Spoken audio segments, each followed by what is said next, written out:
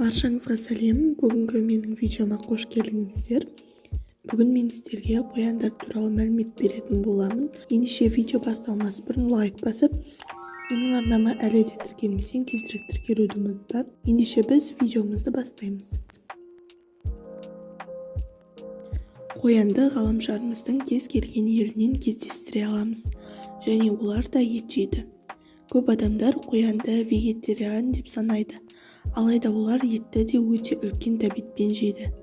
Шіл аулайтын аңшылар олжаны көп уақытқа тастап кетсе, қояндардың жеп қоятынын жақсы біледі. Әлемде қоян ауламайтын ел жоқ.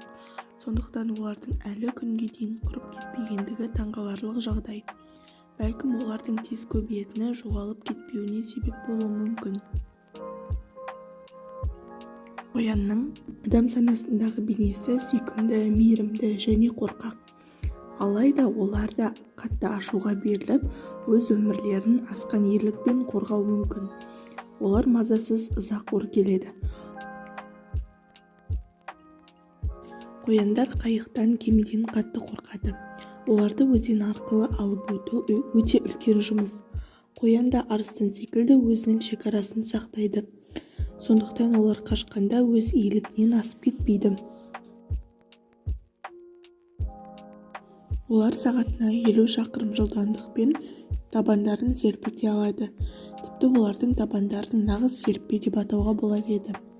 Олар сағатына 72 шақырым жылдамдықпен жүгіре алады, және қояндардың тістері өмір бойы өседі. Тіс қоян тамақты кеміргенде жуылады, бірақ өсуін тоқтатпайды. Қыста қояндардың қарнындағы жүндер бірнеше миллиметрлерге ұзарады. Бұл жануардың іші мұздамас үшін керек. Сонымен қатар мұрын айналасына аяздан қорғайтын талшықтар шығады. Қояндар 9 жыл ғана өмір сүреді, ал аналықтар 5 жылға жуық жасайды. Алайда тарихта 13 жыл өмір сүрген қоян тіркелген.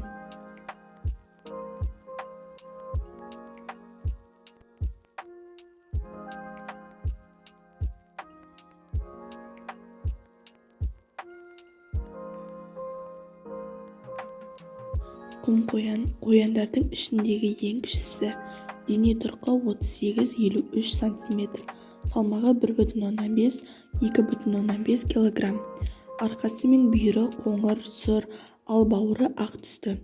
Қазақстанда Арал қара құмы, Қызыл құм, Мойын құмда және тағы да басқа құмды жерлерде мекендейді.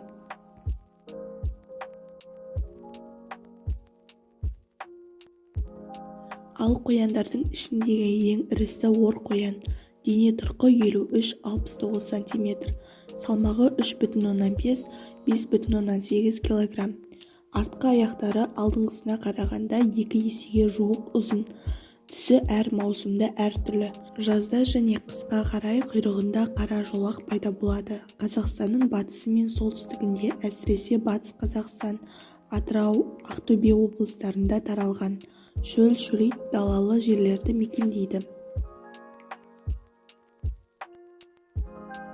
Осымен біздің видео аяқталды. Егер сіздерге видео ұнаған болса лайк басып, менің арнама әлі де тіркелмесең тезірек тіркелуді ұмытпа.